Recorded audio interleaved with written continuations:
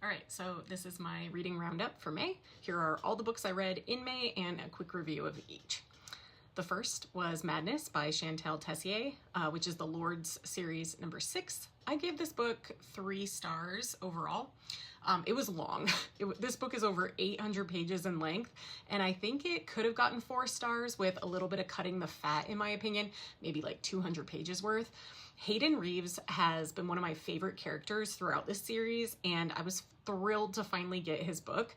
And let's be clear, I really did enjoy the plot and the characters, but it just gets a little bit tedious when the spice gets boring and overdone. You know it's a problem. So there are a couple of plot points that I also felt were a little bit forced and unbelievable to me. So overall, 3 stars, and I did enjoy it, but not nearly as good as the first 2 books for me.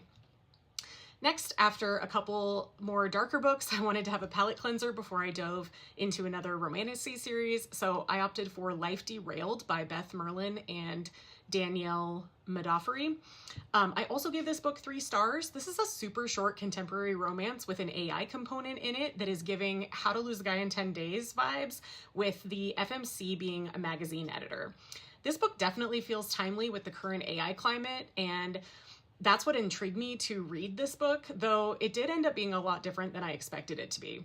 There is a little bit of a mystery twist that I felt played out okay in the end, and I did like how it took us on an exploration of grief and loss as well, which was definitely unexpected when I first came into the book, but I did think it was well done. I read this in under a day, so super quick read if you're looking for one or need a palate cleanser in between. Next, I read The Women by Kristin.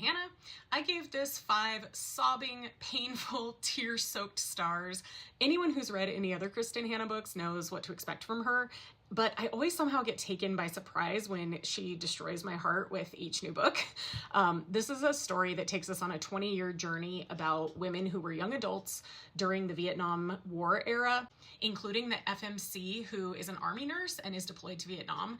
It grapples with deep and heavy topics, including loss, addiction, betrayal, PTSD, and deep-seated anger and coping, and the healing that never really feels linear. You can feel her emotions as if the story is happening to you, and it just pays tribute to all the women who gave up so much of themselves for their service to the country during this time period, but were largely ignored and abandoned by their country and by society. It's a very poignant read, and it is not a good time.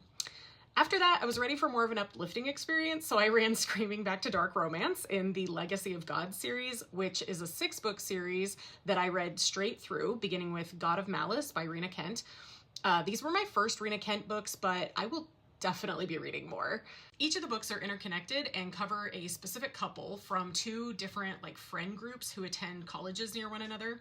I definitely enjoyed the setting, the cast of characters, and most of the plot lines that continued throughout the series, though it does get hyper formulaic, and so for that reason I would definitely suggest that you read these books between other books so that the formula isn't quite as obvious. That said, I enjoyed a couple of these books. I gave 4 stars to God of Pain, which is the 2nd book, as well as book 5, God of Fury, the latter of which is a male-male couple, and I was hooked. I also gave 4 stars to the final book, God of War, but I did only give 2 stars to God of Ruin, which is book 4, which was a bummer for me because this was a character that I was looking forward to the most, and I really think it just got impacted by the formula being so obvious to me after reading the other 3 books in a row. Rounding out the series, I gave 3 stars each to God of Malice, which is book 1, and God of Wrath, which is book 3.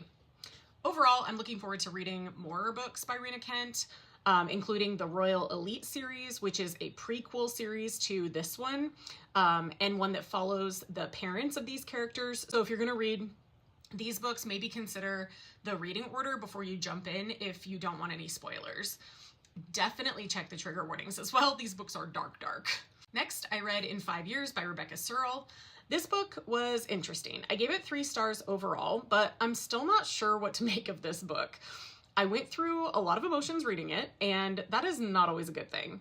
It started off great. I think the premise was interesting and the characters were realistic enough, so I was into it from the jump, but after the dream, and this is not a spoiler, it's covered in the synopsis, this book really started to lose me. I didn't care for the relationship between the FMC and her supposed BFF, as it seemed to be really toxic and unhealthy for them both. I don't know if this was intentional on the part of the author, but either way, I found the FMC just to be really hard to love, and I hated how she treated her current fiance, so it was hard to root for her overall, especially when the blurb for the book touts it as being an unforgettable love story that reminds us of the power of loyalty and friendship. Meh, I wasn't sold. Next, I went back to dark romance again, but with more fantasy elements. So I would say this is more of a gothic romance in an academia setting, but Gothikana by RuNyx. I gave this a solid 4 stars. I really loved the setting and mood of this book. It feels very ethereal and dark, sort of like gothic Harry Potter vibes. While this book does follow the romance of a specific couple, there's also this like underlying mystery element that has to be solved and that we're learning clues about throughout the book. Those who are into thrillers and mysteries might find this one up their alley if they want some spice as well. Unfortunately, I found that the story suffered from insta-love, which I never love, and so I never really bought that the characters in the couple were really that into each other, and kept expecting like a gotcha moment that the MMC was secretly betraying her for some other purpose. That's how much I felt that it lacked any real chemistry between between this couple. But overall, the thematic elements were top-notch, and this would make a great spooky season read if you can get past the more cringy romantic elements. After that, I read the long-awaited 6th installment of the Boys of Tommen series. I started it the day that it released, so I was not prepared, nor had I done any research that would have prepared me for the way that this book ends completely unresolved, and there is not a release date yet for the next book in the series. After I read Onyx Storm earlier this year, I had resolved to never read another unfinished series this year, and I almost immediately broke my own rule by not investigating this book enough diving in. Was it one of the best, most heart-shattering, emotionally devastating books I've ever read? 100% yes. Would I recommend anyone else read this book? Probably not, and here's why. The first 5 books in this series ended on a relatively complete note.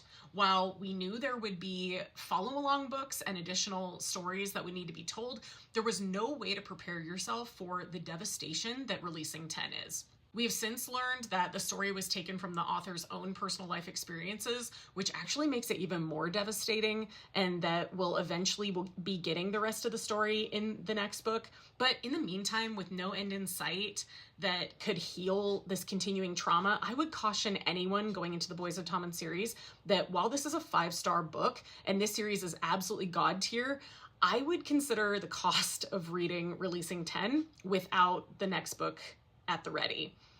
I finished it over 3 weeks ago, and it still lives rent-free in my head and consumes all of my quiet moments. If you choose to read it anyway, you've been warned. After Releasing 10, when I was worried that I might never read another book again, I knew I needed an easy romance journey, so I started the Renegade series by Rebecca Yarros. I did do a more in-depth review on this series in another video, so go check out my profile if you want more. But overall, these books were 3 to 4 star reads, and I had a great time with them. So that wraps up my May. How did your month go, and what would you recommend I read next?